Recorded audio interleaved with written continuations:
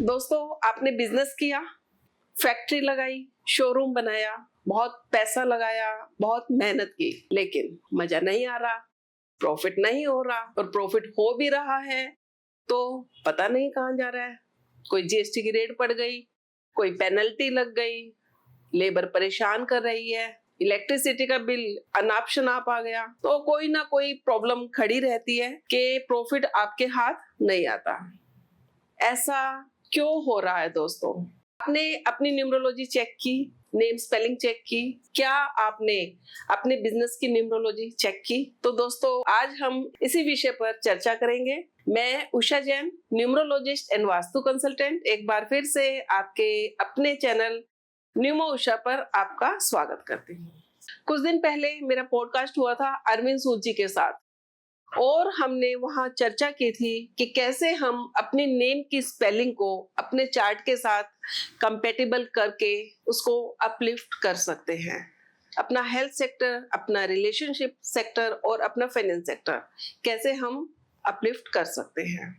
दोस्तों, हमारे चार्ट को तो हमारा नेम की स्पेलिंग अपलिफ्ट करेगा, लेकिन हमारे बिजनेस को अपलिफ्ट करने की जिम्मेदारी पूरी हमारे नाम की स्पेलिंग की नहीं है।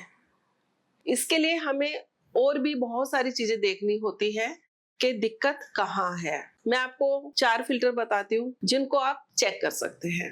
नंबर 1 फिल्टर देखिए, अगर आप सोल प्रोप्राइटरशिप में जा रहे हैं तो है एक अलग बात।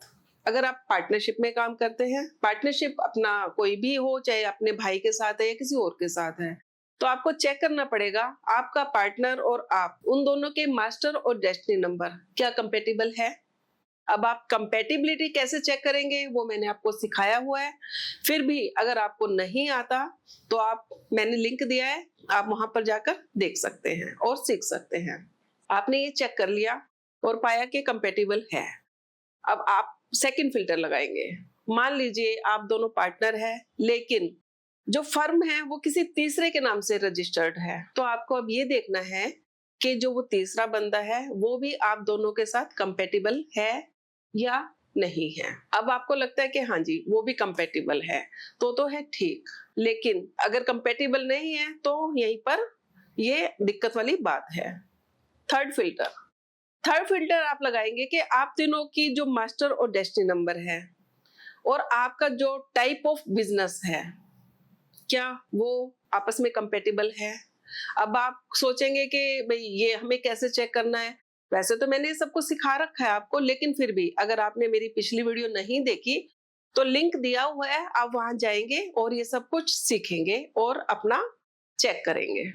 अब टाइप ऑफ बिजनेस आपने चेक कर लिया और कंपैटिबल है, लेकिन अब कंपैटिबल नहीं है। कंपैटिबल कैसे नहीं है, मैं आपको एग्जांपल देती हूँ। जैसे मान लीजिए आप 2 पार्टनर है और एक वो बंदा है जिसके नाम से फर्म रजिस्टर्ड है। एक का मास्टर नंबर 1 है, दूसरे का 5 है और तीसरे का एज्यूम कीजिए 3 है, और आपका जो बिजनेस है वो है ज्वेलरी का। 1 के साथ कंपैटिबल है, 5 के साथ कंपैटिबल है, लेकिन 3 के साथ कंपैटिबल नहीं है, तो ये दिक्कत वाली बात है। इसकी वजह से भी आपका बिजनेस स्ट्रगल कर सकता है। अब मैं चौथे फिल्टर की बात करती हूँ। चौथा फिल्टर है आपका जो बिजनेस है उसका जो फर्म का नाम है, जो आपने बोर्ड लगाया है या आपने जो बिल बुक बनाई है, विजिटिंग कार्ड बनाया है, उसमें भी फर्म का नाम दिया है, तो क्या वो फर्म का नाम आप तीनों के चार्ट से और टाइप ऑफ बिजनेस से कंपैटिबल है? जी हाँ, ये एक बहुत ही अहम फिल्टर है। इसकी अगर कंपैटिबिलिटी नहीं है तो आप कितनी भी मेहनत कर लीजिए, आप स्ट्रगल करेंगे, क्योंकि ये आपको उठने ही नहीं देगा। पैसा कमा सकते हो लेकिन उस पैसे को एंजॉय आप नहीं कर सकते। इसके बाद एक बात और आती है हमारे सामने। मान लीजिए आप 3 से रूल करते हैं और आपने ज्वेलरी का बिजनेस किया है, हमारे पास आए, हमने कहा नहीं जी ये तो कंपेटिबल नहीं है। अब कहते हैं जी मेरी जो मदर है वो 6 से रूल करती है तो मैं उनके नाम से कर लेता हूँ। तो देखिए दोस्तों, ऐसा नहीं होता। अगर आपका पहले से ही ऐसा कुछ है तो देखो उसकी फिर रेमेडीज हो जाती है, लेकिन अगर आप ऐसा जानबूझकर करते हैं कि मदर के नाम से कर लेता है, तो सर फिर मुकेश अंबानी के नाम से कर लीजिए ना, उनको तो हर बिजनेस सूट करेगा। 1 और 9 से कंपेटेबल करते हैं, कोई भी बिजनेस कर लीजिए, फिर सारे ही चलेंगे। तो ऐसा नहीं होता दोस्तों, किसी के नाम में बिजनेस करने से उसका लक काम नहीं करेगा। जो काम करेगा बिजनेस में, जो मेहनत करेगा, उसी का लक काम करता है। तो दोस्तों अब हम बात करते हैं कि हम अपने फर्म के नाम को कैसे चेक करें। मेरे पास बहुत सारे लोग आते हैं जिन्होंने अपने फर्म का नाम और अपना नाम YouTube चैनल से वीडियोस देखी और सेट कर लिया, लेकिन कहते हैं जी हम तो अभी भी स्ट्रगल कर रहे हैं। और चेक करने से पता लगता है कि अधूरी जानकारी इकट्ठी कर करके नाम चेंज किया। नाम ठीक है, अगर 5 पे आना है तो 5 पे आना है, 1 पे आना है तो 1 पे ले आए, कोई दो राय नहीं है। लेकिन उनको ये नहीं पता कि 1 कहाँ से आना है, 128 से आना है, 155 से आना है, 110 से आना है। जहां से वो आ रहा है क्या वो कंपेटिबल है नंबर 2, फर्स्ट नेम कौन से नंबर पे बैठना चाहिए, टोटल कौन से पे बैठना चाहिए, मिडिल नेम कौन से पे बैठना चाहिए, बीच में dash, slash, full stop, bracket, बहुत सारे फिल्टर होते हैं दोस्तों। क्योंकि न्यूमरोलॉजी एक ऐसी चीज है कि जो एक समुद्र है। हम आपको यूट्यूब पे जो भी बताते हैं वो आपको अवेयर करने के लिए बताते हैं, सिर्फ आपको नॉलेज नहीं हो सकती उससे, या आप अपने आप की कंसल्टेंसी नहीं दे सकते। करोड़ों का बिजनेस करते हो, आजकल तो करोड़ भी कम है, अरबों का बिजनेस है, और कुछ चंद पैसों के लिए इतनी बड़ी लापरवाही। क्योंकि अगर प्रॉफिट करोड़ों का है तो नुकसान भी फिर करोड़ों का ही होता है।